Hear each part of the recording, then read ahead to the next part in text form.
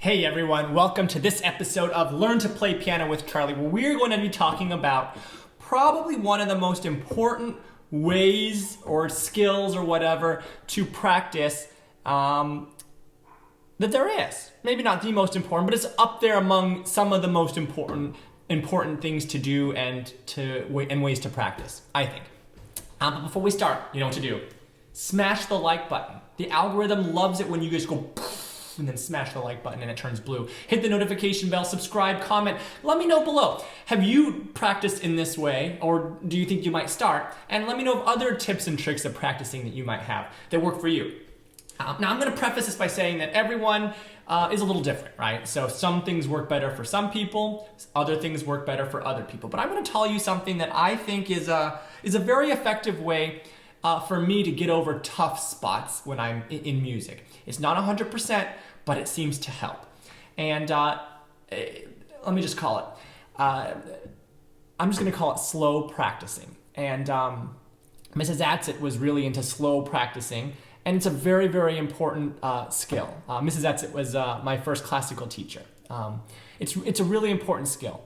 And slow practicing is basically what it sounds like, but with a whole lot more underneath the surface. So slow practicing is when you practice slowly. It's basically not playing through your piece. So a lot of times, excuse me while I have some more coffee, a lot of times people will get in the habit of not practicing the piano so much as playing the piano during their practice time. And this probably applies to pretty much every instrument also. Sometimes you can end up sitting down at the piano and playing through your pieces and just having a jolly old time. And you get in the habit sometimes of just doing that over and over and over again. And so basically you're not so much practicing as you're playing the piano. And playing the piano can be a component of practicing. It's an important thing. You should play through your pieces sometimes. That's good. But it probably should not be the only component of your practicing. Slow practicing should probably be a good component as well. So let me dive into that a little bit more. So slow practicing means playing slowly, practicing slowly, that is.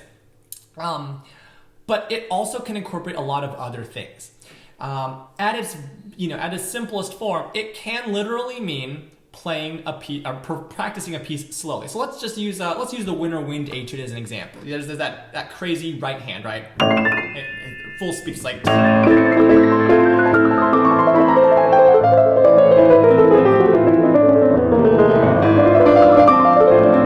Tons of notes in the right hand. Okay, so how do we practice something like that? Well, let's see. One way is to play it slowly. So you could literally go.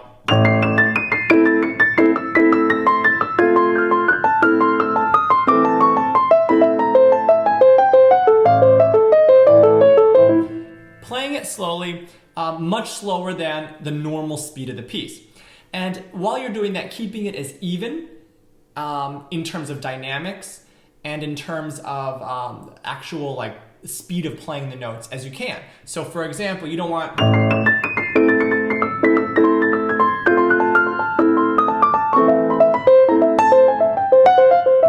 You want it to be even in terms of speed. Every note is exactly where it's supposed to be.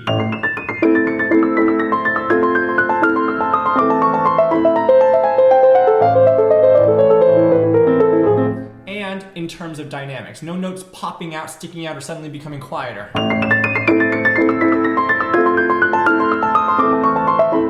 That can help. Now, what other components of slow practicing are there? Now, there's a whole lot that you can do. This plus more that you can think of. At its core, slow practicing, a lot of it, I think, is probably about getting your mind to think differently, right?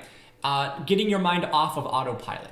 So, if you're playing a piece through, you might be, that can be beneficial in certain ways too. It can help solidify, the cohesiveness of the piece and the notes and things like that. But it can also not necessarily fix some of the actual problems. So if you have an uneven section, you're just playing it through all the time fast, it's not necessarily going to make your uneven section suddenly become even. You're probably going to need to slow practice that section. So slow practicing techniques, these different things that kind of go under the heading of slow practice, can be used by themselves or in combination with other, ways of slow practicing. So for example, slow practicing can involve literally practicing it slowly. you can do that on its own, or you can do that with one or more of other things, right? For example, you can do hands separately. So you can literally just do the right hand.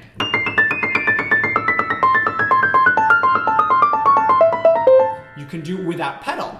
Trying to focus on finger legato if the section calls for it.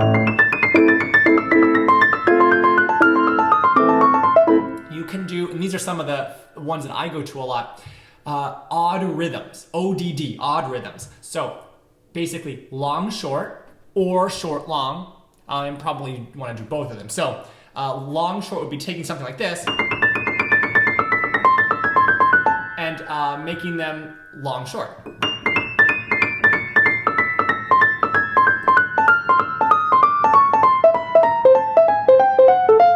Short, long is the opposite.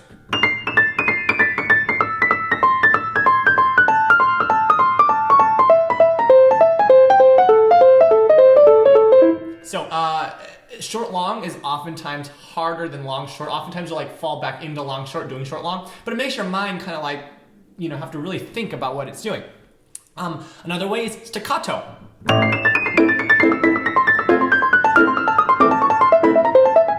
Everything staccato. Another way is playing everything physically crazy hard, like super loud, super deep.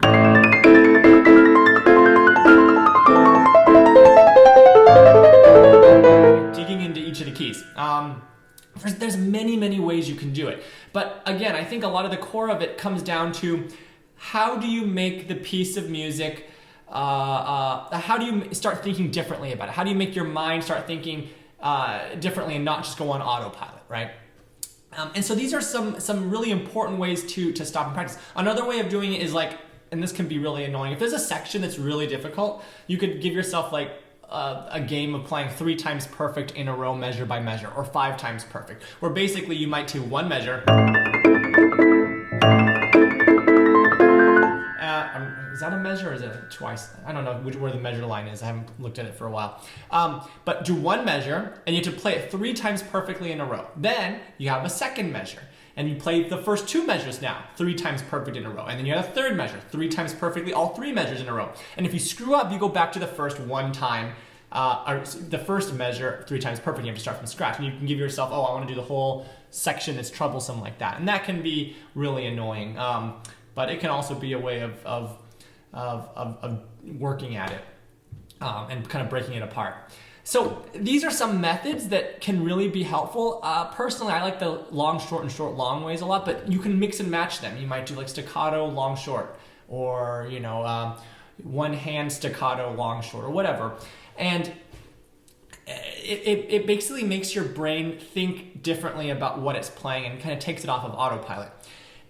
It can be really helpful, especially the long, short, short, long, odd rhythms, when you're playing a section unevenly. Like if you're trying to play something very even, but you're kind of going, you know, not quite there. Long, short, short, long can help, but the other ways can help too. So these can really be beneficial. And I'm not saying you have to take the entire piece and practice the entire piece that way. You can, it might be good, but you don't have to. You can take little bits. Like if you have a trouble section that's always giving you a tough time, focus on those few measures. Do some of the slow practicing techniques on those measures, and it can really help. And if you do it for a while, you'll probably see that your playing improves by a good amount. So I hope this was helpful.